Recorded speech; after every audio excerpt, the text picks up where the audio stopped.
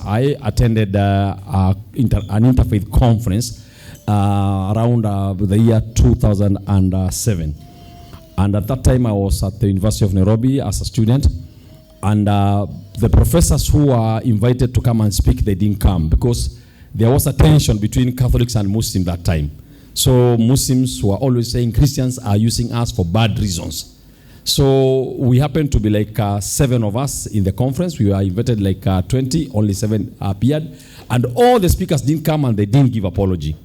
So those people said it will be a big mess if no one speaks from the Muslim perspective. I was a student at the University of Nairobi, and there were professors in the midst. They say we cannot speak on a short notice. So those people said, now please, any one of you say anything, which will be taken within 5 minutes. They said we can't. You could have told us in advance. So I thought, let me say something. Then I woke up and actually the topic that time was Jesus in Islam. And they gave the verses of Jesus in Islam and what I understand in Christianity.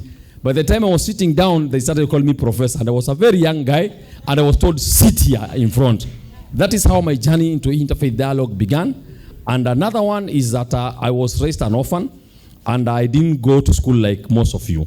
So for me, secondary school was a challenge.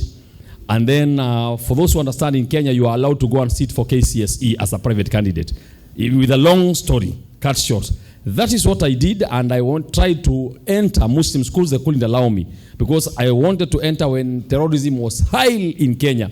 So as I struggled, nearly giving up, I met a pastor who asked me, Sheikh, what are you doing these sides? I said, I'm looking for a school. What for? I said, I wanted to sit for KCSE. You want to tell me you don't have a secondary certificate? I said, yes. But you are a learned person. We see you in TV and everything.